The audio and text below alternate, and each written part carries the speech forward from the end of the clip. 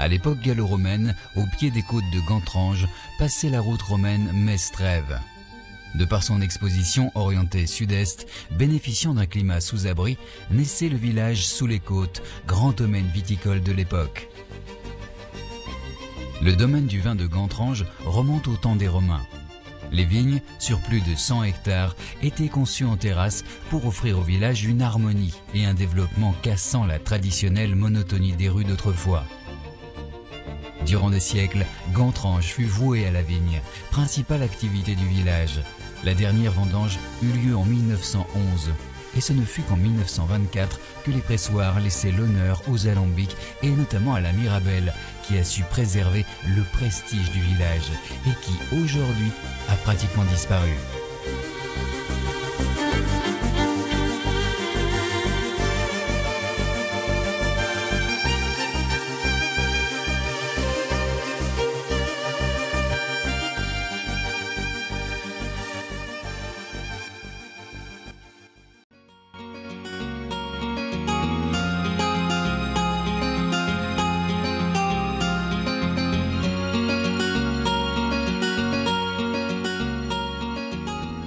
Au cours des siècles, l'orthographe de Gantrange varie. Guntringas en 1147, Guntringen pendant l'annexion allemande pour devenir de nos jours Gantrange. D'innombrables sources sur la commune alimentaient les puits de chaque propriété, fournissant ainsi l'eau nécessaire aux besoins domestiques de chacun. Il se disait même que dame Hildegarde, épouse de Charlemagne, buvait l'eau de la source de Chaudebourg.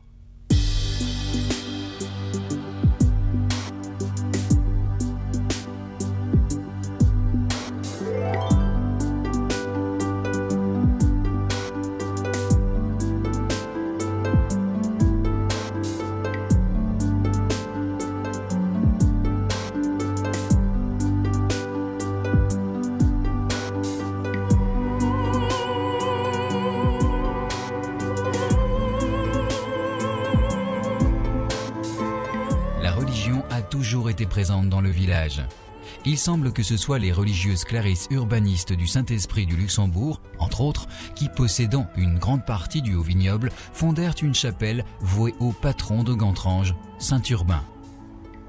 L'église de Gantrange est entourée par l'ancien cimetière, témoin muet du passé. Elle a subi durant les âges démolition et reconstruction pour finir enfin par la consécration le 19 septembre 1867 par l'évêque de Metz, Monseigneur Dupont des Loges. Au milieu du XVIIIe siècle, il était d'usage d'enterrer les gens aisés du village dans l'église, usage disparu bien évidemment de nos jours. Ce ne fut qu'après 1829 que pour assurer l'ordre religieux durant l'office, un Suisse fut engagé. Homme très digne, d'allure très sobre, portant baudrier et hallebarde, il faisait régner une discipline sans faille. La mise en place de vitraux provenant de généreux donateurs s'échelonna de 1867 à 1892. Le nouveau clocher, d'une hauteur d'environ 30 mètres, surplombe le village. Il abrite les cloches qui égrènent la vie du village et qui nous rappellent la messe du dimanche, l'angélus, la cérémonie du mariage et le glas du trépas.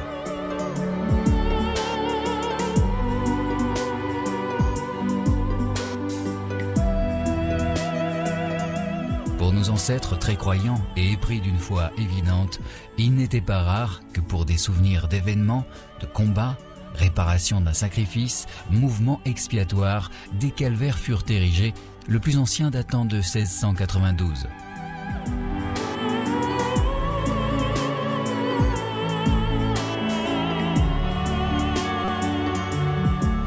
Dis papy, pourquoi moi je t'appelle papy et pas pépère? Je ne sais pas. Tu sais, ici en Lorraine, on appelait le pépère et la mémère papy et mamie.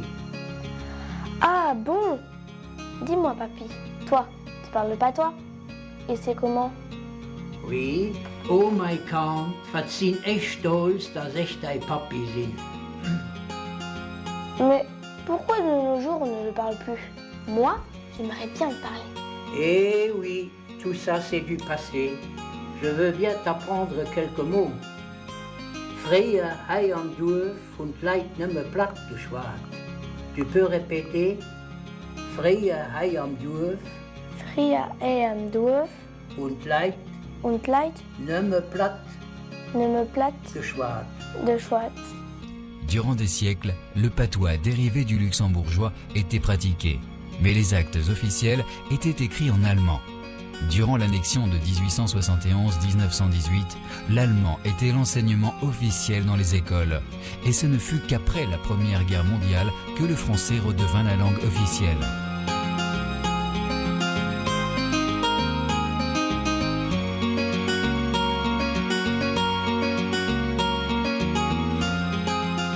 Dès le XVIe siècle, les bourgeois de Thionville venaient s'implanter sur les coteaux de Gantrange, dans des résidences secondaires et maisons de maître. Tout ce passé historique de vieilles pierres a su s'imposer comme des demeures austères qui trônent encore de nos jours. Quant au château, le Hof, construit dès la fin du XVIe siècle, il abrita un brillant académicien de sciences, le comte de la Touraille. Ce dernier aimait y faire jouer des pièces de théâtre, organiser des réunions littéraires et musicales. Un vieux puits et un cadran solaire y sont encore visibles. Habité durant la Révolution par les Pères Blancs, le domaine de Marienthal, propriété religieuse de l'époque, accueillait le couvent des Sœurs Nobles de la région.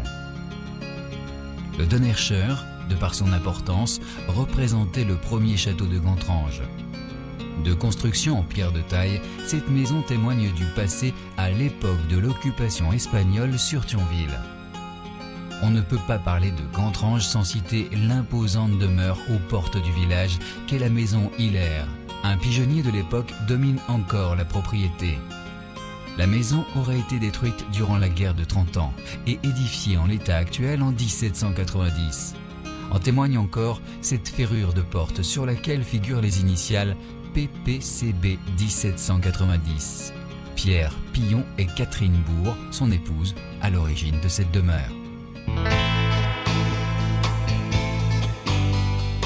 On ne peut parler de Gantrange sans évoquer la mémoire de Charles Abel, avocat célèbre, homme de discussion, passionné d'histoire, d'archéologie et de droit. Charles Abel était aussi un excellent violoniste épris d'une foi religieuse et originale. Il créa de ses mains une bannière qui orne encore les murs de l'église de Gantrange.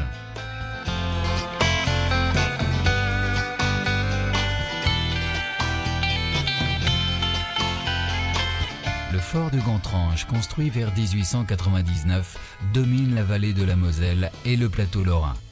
La forteresse était équipée entre autres de magasins de vivres, d'une infirmerie, d'un bloc opératoire et de bien d'autres unités de vie servant aux 2000 hommes qu'il pouvait accueillir.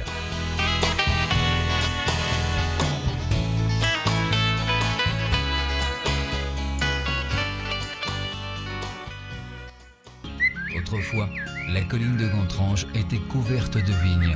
Aujourd'hui, seuls quelques vergers subsistent et s'associent aux nouveaux habitants. Le passé, toujours présent. Et il suffit de flâner au travers des ruelles étroites du village et de se laisser séduire par le charme discret des sentiers ombragés qui vous mènent à travers bois où beauté naturelle et décor romantique vous disent tout simplement